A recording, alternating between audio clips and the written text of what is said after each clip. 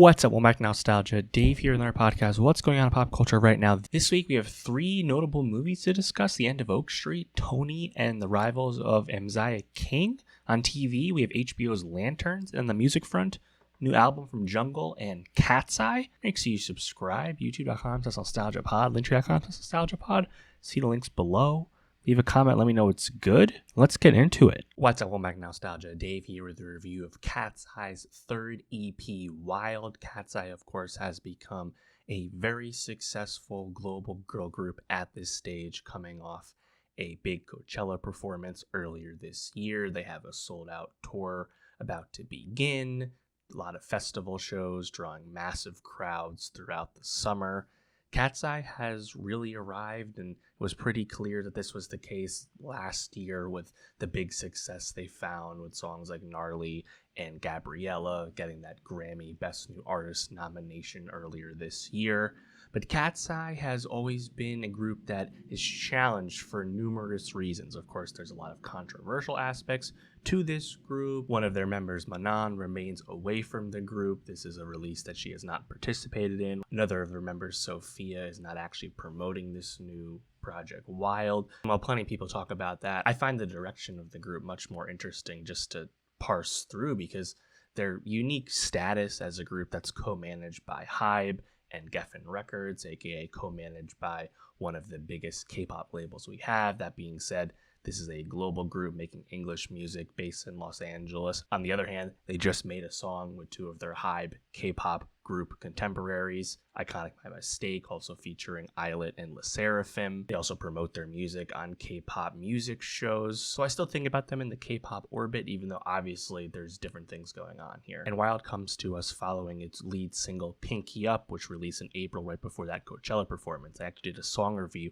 on Pinky Up and had a lot to say about it because I did not find that song very good. Katseye's third EP, Wild, does nothing to change the fact that this group does not have a signature sound. They continue to throw paint at the wall and figure out what sticks. They bounce all over the place, and having that much genre versatility could be interesting if the music was in fact interesting, but that is not the case with Katseye. When Katseye does stuff that's a bit more out there, it's not cool hyper pop music the way some of the production might suggest. It's gimmicky, it's rage baity, it's the TikTokification, the memification of pop music. That's what we got with Pinky Up earlier this year, which is a putrid track. They somehow found a way to make something even worse with Hootie Fruity on this new Wild release. These songs really make you appreciate what Gnarly was able to do last year lyrically, because Katseye have really devolved since then. When they make songs that are more traditional, such as the second single Animal, notably co-written by Omer Fedi and Ed Sheeran, you get normal song structures and a pop track that's more familiar, but it's incredibly vanilla and safe. There's nothing that interesting about it either. Some of the Katseye members have strong vocals. Laura stands out whenever she gets a chance, but she's not really given much of a chance to shine vocally on any of these new songs. When I hear stuff like Hootie Fruity, I can't help but think of who this is for. What is the intended audience? Because it's just so cravenly designed to be viral and has no actual artistic merit to it. And then you look at the other stuff, and yeah, that'll fit in a set list alongside a Gabriella, alongside a Debut.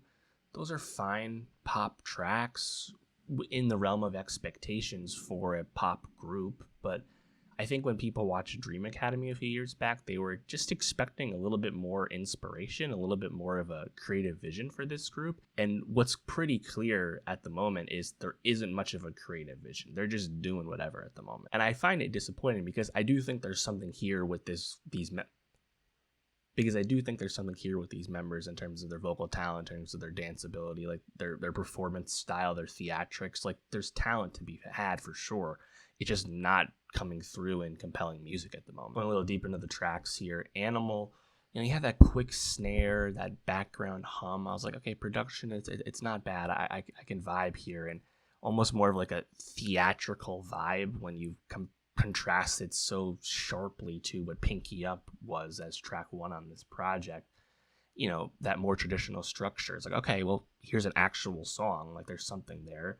And I think the bridge, at the end, there's a decent melody, but it's just so cleaned up. It's just so straightforward. And maybe if they went down this more theatrical style vibe, maybe that'd be something cool for them. I mean, we've said this with other songs, right? We said this with Gabriella. We've said this even with Gnarly. Like, if you like really commit to some of these angles, I think there's something here, but they just don't, you know?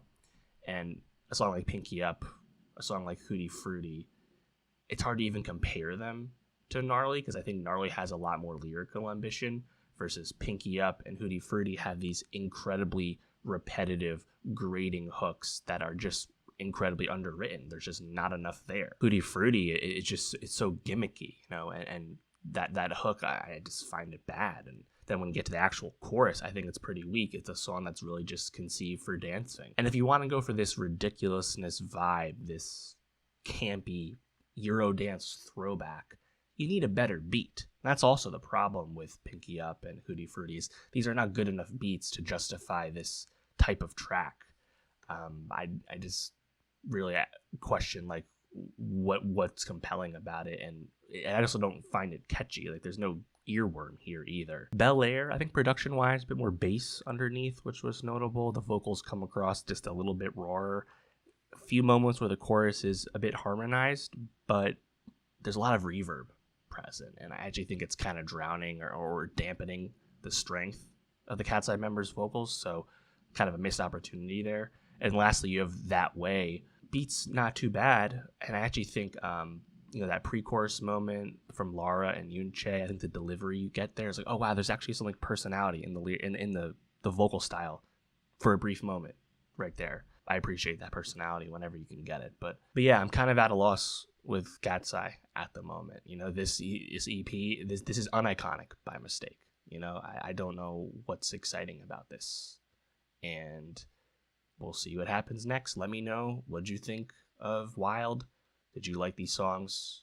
Am I wrong? Let me know. And for more music reviews, more K-pop reviews, more pop reviews, subscribe, and I'll see you next time. What's up, Womack Nostalgia? Dave here with a review of Jungle's 5th album, Sunshine. Jungle, of course, the noted UK neo-soul group who I think have been a really interesting group to pay attention to. Definitely probably more popular in the UK, at least on the award side of things. They've got some Brit Award attention in the past, but slow build, rising in popularity here in the US. They regularly tour here off each album, and I was really a big fan of their previous album, Volcano, from 2023, particularly their song Candle Flame, starring my guy Eric the Architect from Flatbush Zombies. And of course, the song Back on 74 has become a massive hit for them off that same album. So I think it's safe to say that this new album, Sunshine, was definitely going to get the most eyeballs on it thus far for this group. This is, of course, the second album for Jungle since they become a formal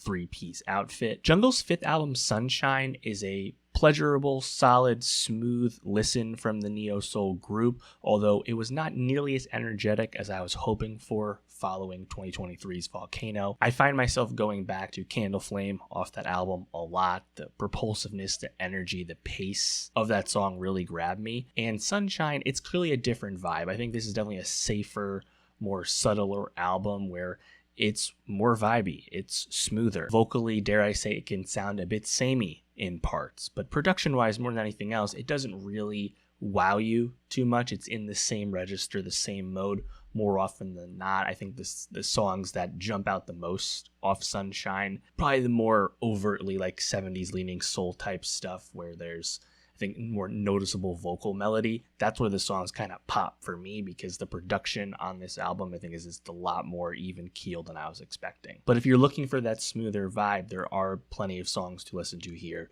The mixing, the instrumentation is quite capable, of course. First song, Come Back to Me, those smooth drums really jump out. I think the call and response vocals jump out as well as one of the stickier vocal moments on the whole project. I think the vocal notes throughout the album, there's like these drawn out moments. You can hear it pretty well on this song where, I don't know, I think maybe the lack of like the formal enunciation on the note kind of distracts me at times. But again, like, this is really like laid back style of delivery, I would say. The title track, Sunshine, I think is an awesome, 70s soul vibe for sure. A bit more jammy than a lot of the other songs, just with the drums being just a little bit more energetic here. I think the vocals also really pop. Where Are You Now? This is where the vocals, they can be a little sleepy for me, dare I say lethargic at times, where they're cool. I think the harmonizing moments are definitely the best aspect, but thankfully the beat here is a little stronger. The instrumentation, very much like an island vibe, which is fun. But again, this is chill.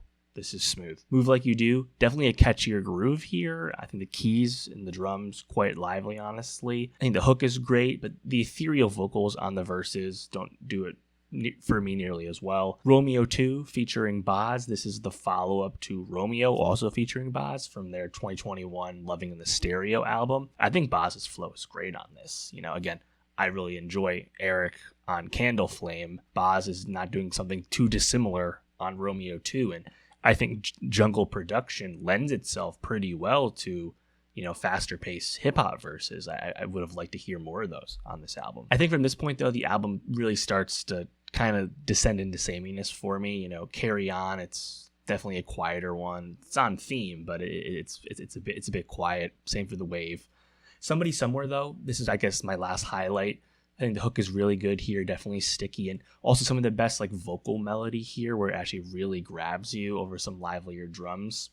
So yeah, I would say this album is a bit of a disappointment for me, but that's really just because sonically it just wasn't really what I was looking for. I'd be curious what longtime jungle fans think of this fifth album of theirs and how they would compare it to some of their earlier releases. And I do think, though, it's pretty clear that this is an album that was really trying not to be anything like Volcano and not have a massive viral hit on it, because they didn't really try and do anything like they did last time in terms of aping those songs that really broke out. So I'm curious what longtime fans think of this one. Let me know, though, what you think of it, and for more music reviews, subscribe, and I'll see you next time. What's up? Welcome back to Nostalgia Dave here with a review of Lanterns, the new DC superhero series on HBO starring Aaron Pierre and Kyle Chandler. This show, of course, comes to us as the first formal, proper DCU series under the James Gunn DC administration.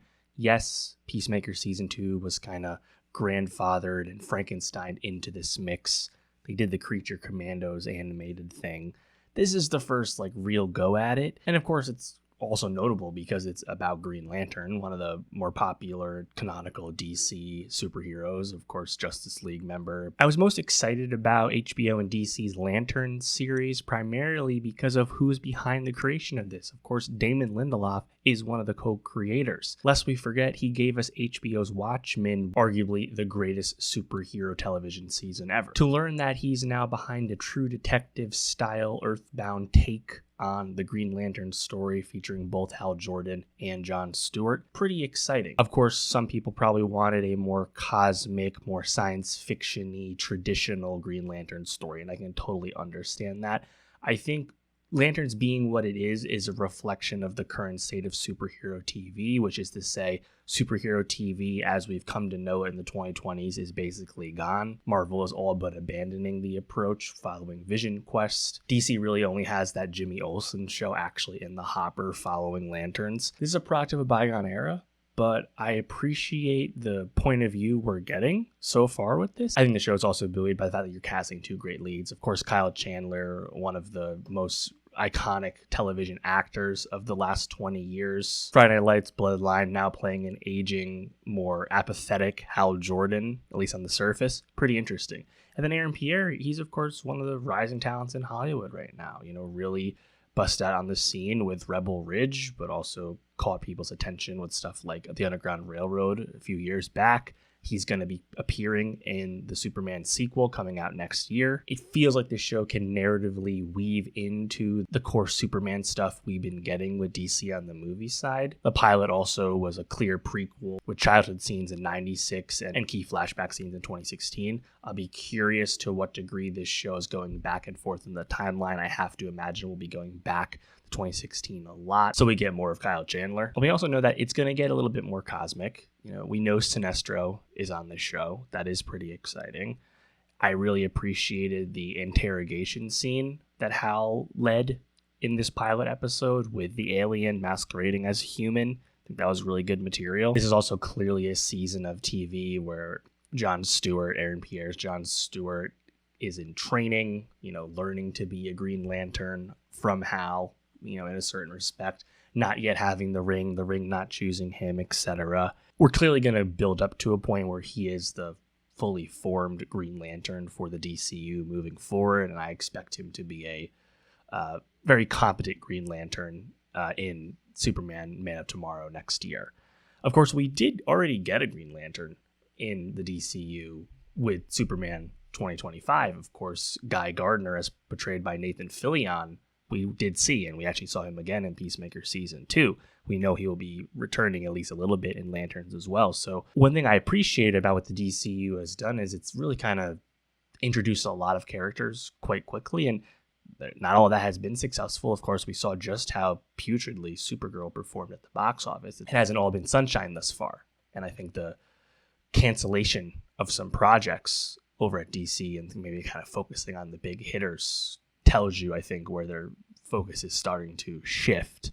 But this does feel like a significant, form of storytelling because it's about Green Lanterns and it's about the, two most famous and most popular Green Lantern characters. So yeah, I'm certainly really interested. I thought the stuff we got in the pilot, I think, the sheriff, I like the early introduction of that character and the small town dynamics here in Nebraska. You have this militia leader whose protectionist attitudes, to put it charitably, are actually focused on extraterrestrials and protecting the community and Earth from people not from the planet. Interesting spin on that sort of character. I'll be very curious how that plays out. I also like that the show is frankly a little bit more risque, with John inadvertently sleeping with that leader's wife after she kind of makes a pass at him at the bar earlier in the episode. Really nice to see something that frankly you would never get in a Marvel property, right? It was of course a very chaste sex scene, but the fact that we even got one at all, I'll take it. And of course, spoilers for the conclusion of that first episode, but we learn that, this is in fact a true detective style vibe, because the present day storyline shows us a seemingly dead Hal Jordan frozen on the grandstands of the football field we had previously visited 10 years ago in the 2016 scenes. So pretty cool, pretty exciting. I'm not shocked that they're killing Hal Jordan off in this continuity. It didn't feel like Kyle Chandler was going to be long for this type of work given his age, but I think he's a great pick to play a more older, more hardened, more, again, apathetic or curious version of Hal. And I think Aaron Pierre, again, is a really exciting pick for Jon Stewart and someone they can really build a franchise around. I would not be shocked that if they do a Green Lantern movie in the years to come. The Green Lantern movie, what was it, 16 years ago or so, with Ryan Reynolds, of course, a very famous, infamous flop, but maybe they can right the wrongs in the future. I think it helps that you have other members of the Green Lantern Corps established, like Fillion's Guy Gardner, but this also feels like a franchise world that they're setting up where you can spin off a character quite quickly into a movie. So I'm curious about that. Again, we saw what happened with Supergirl this year.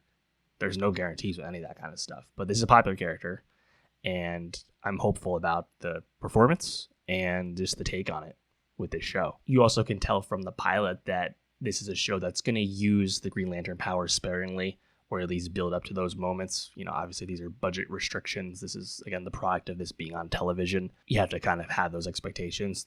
That said, I really appreciate Hal Jordan using counterfeit Green Lantern ring powered money as a thing he conjured. That was cool. Let me know that. Where are you at with Lanterns? Are you excited about this show? How are you feeling about the DCU storytelling at the moment? And for more TV reviews, subscribe, and I'll see you next time. What's up, Womack Nostalgia? Dave here with a review of The Rivals of Amziah King, the new neo-Western crime thriller film written and directed by Andrew Patterson, starring Matthew McConaughey. I was most looking forward to this film just because it's the follow-up, the sophomore feature from Andrew Patterson, who really came out of nowhere in 2020 with his debut film, The Vast of Night, a period sci-fi movie that I really loved, one of my favorite movies of that year. And it's been a while for his follow-up, to come out. Andrew Patterson at that time was a pretty unheralded, small-time independent filmmaker out of Oklahoma City. And through a lot of trial and tribulation and hard work, he was able to get The Vast of Night into Slam Dance, where it really was quite celebrated and, of course, quickly sold to Amazon, where everyone saw it on Prime during the pandemic.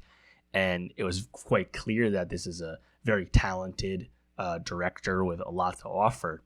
And, in the interim since then, we've learned a lot about Patterson's time where, he's been approached for franchise movies. He developed a relationship with numerous high-profile directors and producers, made a formal pitch on Invasion of the Body Snatchers. He's been up to a lot, but ultimately we've been waiting for that next film. And it turns out the Rivals of Amziah King, this actually completed filming back in 2023. And the strikes kind of prevented some of the reshoot pickup shooting from taking place, albeit the film was made more or less a while ago. It was also in edit for a long time at Patterson's own admission, but we kind of been waiting for him to pop up. And this actually, again, premiered back at South by Southwest in 2025.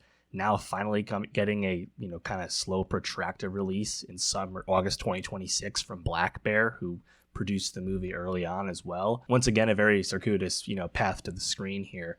Nevertheless, the film is out, and it stars Matthew McConaughey, who has not exactly been acting all that frequently. I believe this is actually his first, real film role since The Gentleman, 5-6 years ago at this point. Again, he shot this movie a few years ago already.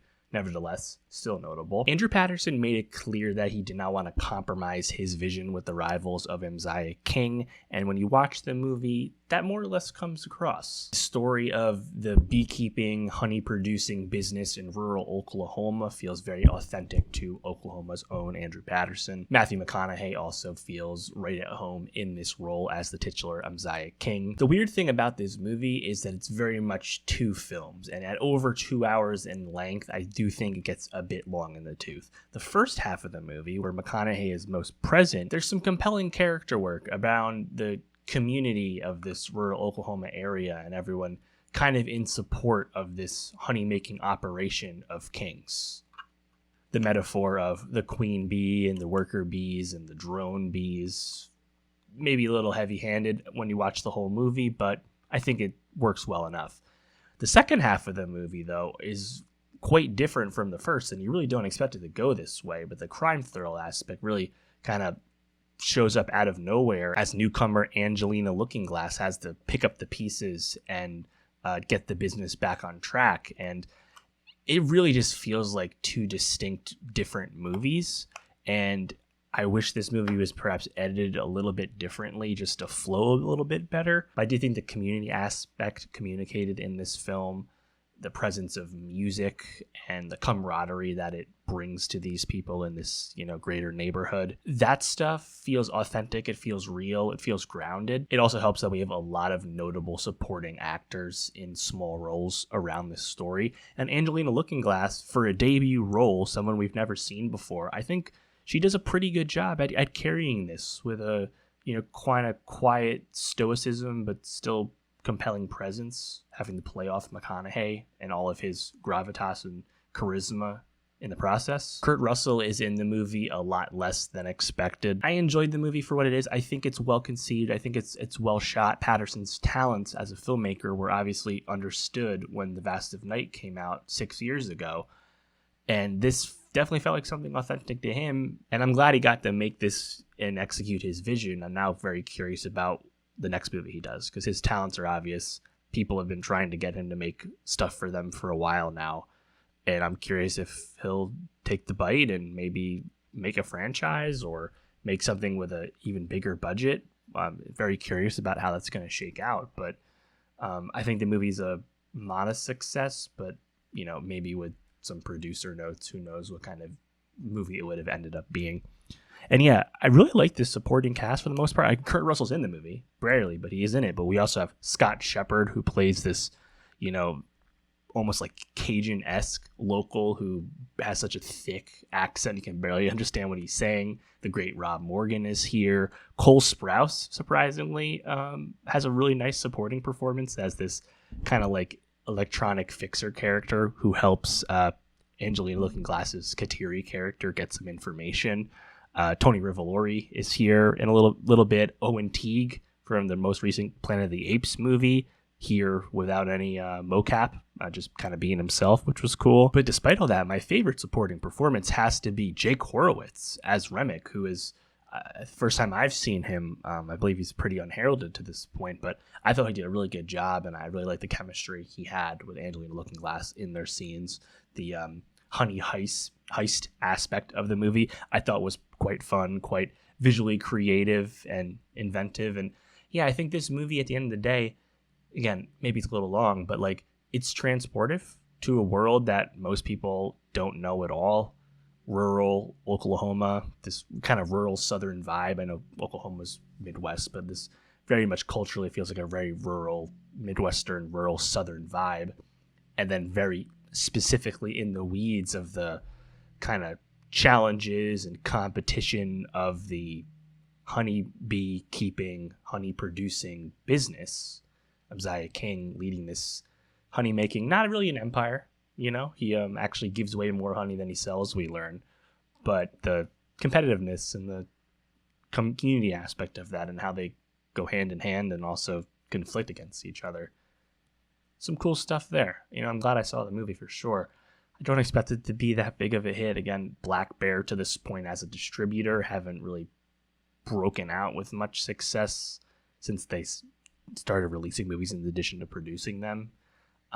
It would have been cooler if this movie maybe was with someone else who maybe could have got it in front of more people. Patterson pointed out that he actively chose to go with Black Bear for this because they did finance the movie early on, which I can understand. But yeah, you know, I think McConaughey, he's kind of doing the thing that you expect him to do, playing a rural honey bee maker, a honey producer, like whatever you have in your head as how he would do it is basically how he does it. But early on, you get a lot of this music. You get a lot of this, you know, the fast talking, open arms community stuff. That's, I think, where the movie really shines the most. And it kind of has to get away from that because it has this whole other second half of the plot to get to. So curious movie, but plenty of things to like and recommend about it. Let me know if you saw it, what you thought of it, and for more movie reviews, subscribe, and I'll see you next time. What's up, Womack Nostalgia? Dave here with a review of Tony, the new biopic film from Matt Johnson, starring Dominic Sessa as a young Anthony Bourdain. Following the very well-regarded Nirvana, the band, the show, the movie, Matt Johnson, Canadian director, gave us Blackberry a few years back, so he has done a biopic of sorts already. And of course, this marks a very notable star turn for Dominic Sessa, who of course burst out with a big breakout performance a few years back in The Holdovers. Nice role for what it was, and Now You See Me 3 last year. But this is a really big look for him because of course he's portraying a beloved icon in the late Anthony Bourdain. Matt Johnson's Tony is a very satisfying biopic film portraying a famous figure, in this case Anthony Bourdain. Rather than try and capture the subject's entire life, we were focused on just a key part of their life. In this case, Bourdain's summer trip to Provincetown in 1975, where he first works in a kitchen. And what you get is a great Dominic Sessa performance that isn't trying to openly ape and mimic the adult Bourdain that became so famous and so beloved in life. Instead, what you get is a familiar coming-of-age story. Young Tony is an insolent, overconfident brat who has no accomplishments but thinks he can do anything, constantly deceiving and lying to everyone around him. Sessa really nails this type of performance. I thought he was really good in this movie, wearing that longing, really being detestable at times before he started to learn a thing or two about how to work with other people and inadvertently find the passion that would dictate the rest of his life. The film has two excellent supporting performances. Antonio Banderas as the unnamed chef who Tony goes to work for in Provincetown, and also Leo Woodall, also someone working in the kitchen who portrays this rakish rogue who takes Sessa under his wing and teaches him a thing or two that he hadn't picked up yet in college. The movie isn't groundbreaking in terms of its structure or its screenplay. It does feature a pretty thinly written female character portrayed by Amelia Jones, who's very little beyond being the love interest in the story. I do think there's satisfying character work here. And when you're making a movie about someone who was so beloved but also has tragically passed away young, in the case of Anthony Bourdain, doing this kind of story where you focus on the young man before the legend was written, I think was a pretty smart choice. I think right away the movie does a good job of establishing Tony as kind of a serial liar, someone who really thinks his shit doesn't stink and will just peddle that as far as he possibly can, even though he has no actual accomplishments. He doesn't really know much about anything. He just thinks he does. Of course, lying about this writing fellowship that he gets passed over for in the beginning of the movie, using this as this pretext to go off to Provincetown, really just to chase Emilia Jones's Nancy, who does in fact become Bourdain's wife later in life, of course, really because he has nothing else to do. Skipping out on his parents, crashing out in his first night there, and kind of lucking into working in this restaurant for that unnamed chef played by Banderas, and sleeping on the chef's back hammock, really struggling for a while before he starts to pick up the rhythms and rigor and the culture and the camaraderie that is working in a small kitchen, such as this restaurant, the Flagship. I think the movie does a decent job of communicating all of that cultural stuff there. The comedian Stavros Halkias is also here as one of the fellow workers in the kitchen. I think it's a pretty fun, supporting performance from him. The stuff between Tony and the chef, I think, is where the movie really, really shines the most. As the chef feels an inclination to take Tony under his wing and, teach him a thing or two and kind of show him the way. And none of it's like that linear, honestly, in terms of like the realizations of the characters. But I think I appreciate the warmth you get there. I think Banderas does a lot to really make that character pop in a good way. And I really, again, enjoyed that contrast alongside Leo Woodall's Sal, just because Sal, is going out there and drinking and smoking every night, doing cocaine in the kitchen, trying to have as much sex as humanly possible. Literally, we see visual proof of just how many people he's slept with over the summer. I think it's a pretty effective, counterpoint to Tony, because Tony doesn't have any experience, which also means is for the most part still a pretty innocent, well-intentioned guy, even if he's been a complete, dunce throughout most of the movie. But when some more bad, violent things happen, some really strong and deliberate drug abuse is shown, obviously nodding to Bourdain's future, where he does openly admit to struggling with substance abuse. That's not the focus of this movie, but it's like a clear reference point. I think the movie does a good job of making Provincetown in 1975 feel like a real place. Obviously, I'm someone who's only visited Provincetown during more modern times, so I can't really speak to the cultural differences that the movie suggests, right? There was a camaraderie, there was a community that the chef references as even changing by then, even a product of bygone era by then. But the clam bake, like the way that came around, Tony feeling inspiration to have the Flagship introduce a Friday special, and it being this kind of more elaborate lobster dish, and that kind of going really well and occupying effectively a set piece in the movie, and having disaster strike and Tony being partially responsible for that. Again, a lot of this is not like total fact, but the basis of this movie is key reference points in the early chapters of Bourdain's, breakout novel, Kitchen Confidential, of course. So I think it's a really fun, like, coming of age biopic. I think this is kind of the best possible scenario you can get, where as long as you're going to make something that's still pretty traditional, I think this is about as good as you can do when you have great performances throughout. I think Emilia Jones is really good in this movie. Just her character, Nancy, has very little to do beyond reacting to Tony's lies and learning about them eventually throughout the movie. But I think Emilia Jones has really started to impress me. Obviously breaking out in Coda, which won Best Picture a few years back, but between the performance in HBO's Task last year and then this, and the spectrum that those two performances are on and how far apart they are, I think she's really talented, and I'm looking forward to seeing her in more and more stuff. And again, this is a great use of Dominic Sessa. I think this will get him even more attention. And Leo Woodall also, he was in Tuna earlier this year, which was critically loved out of the festivals.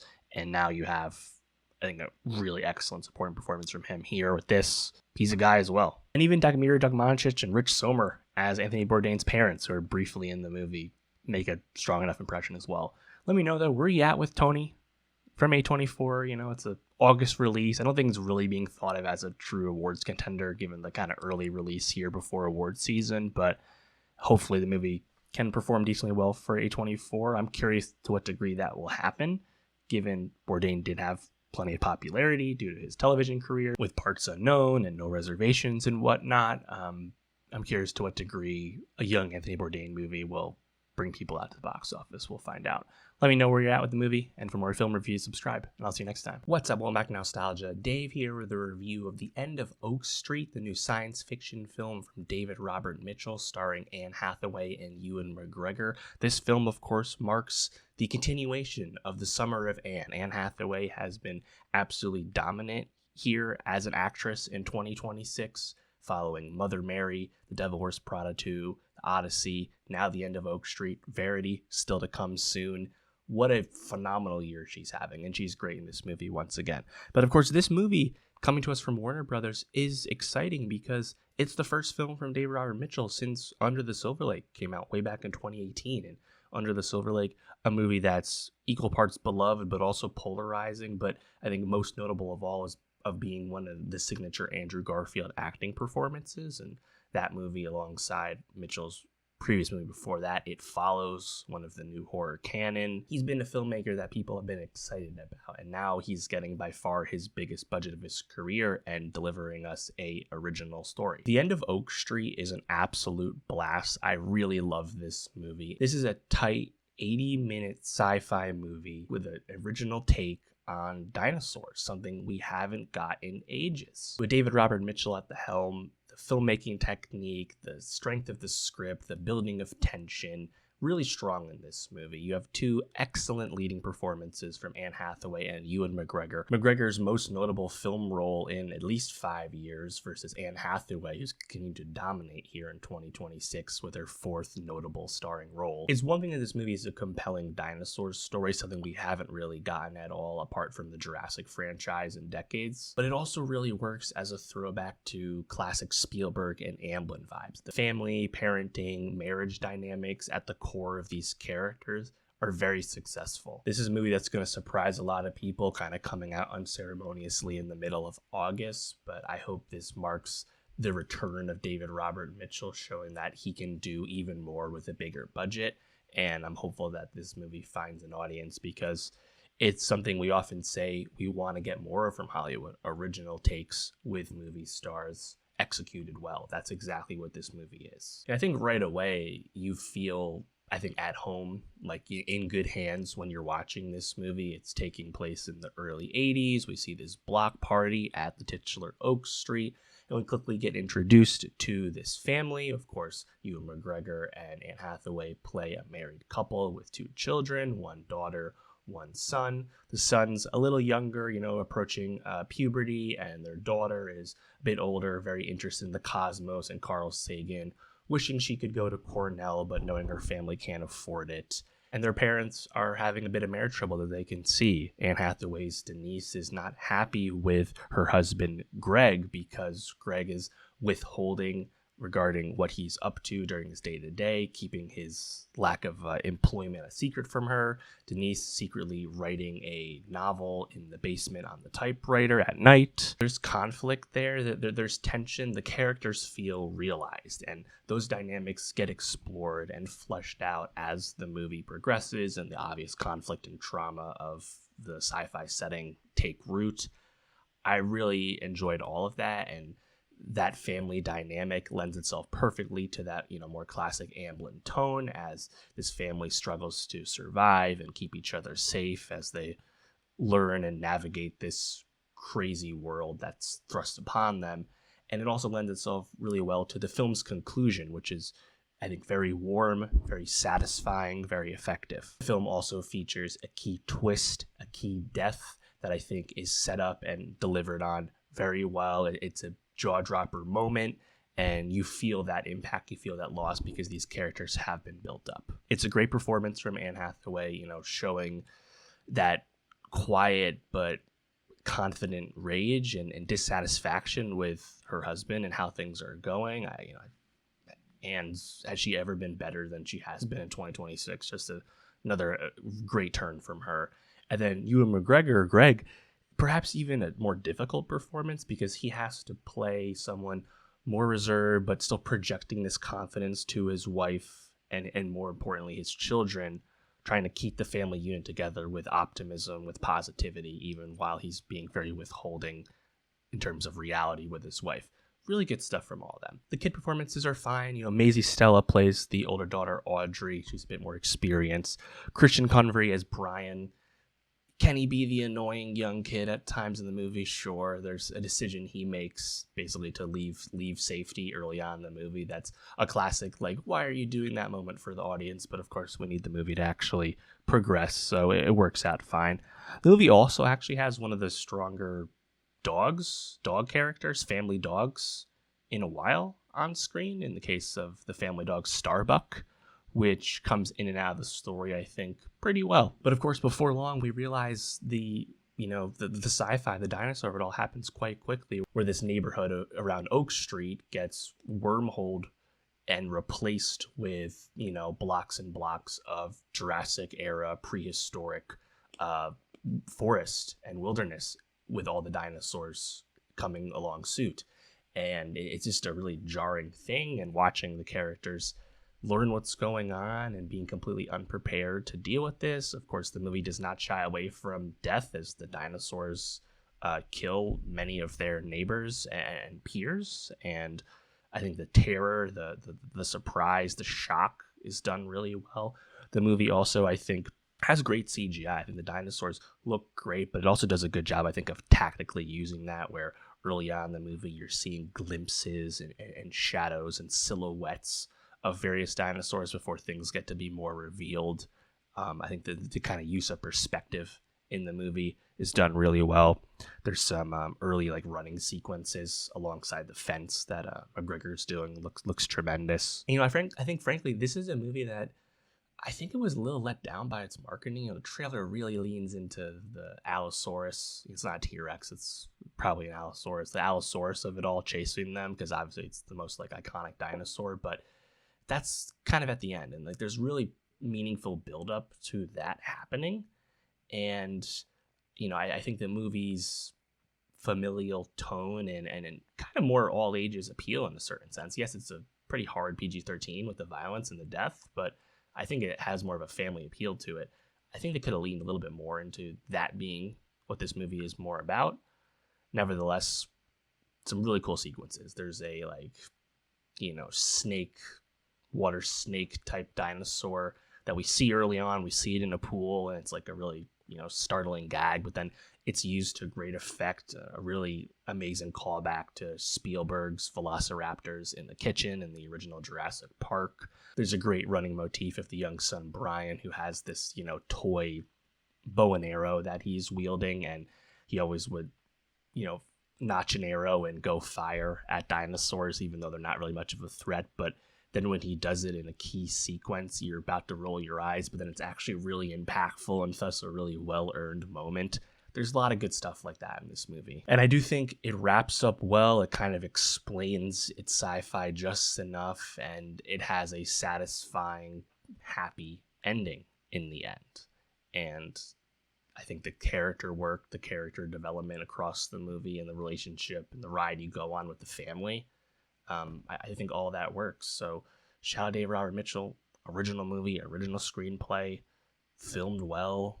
It's a big budget, but it's under 100 million. It's not a massive budget.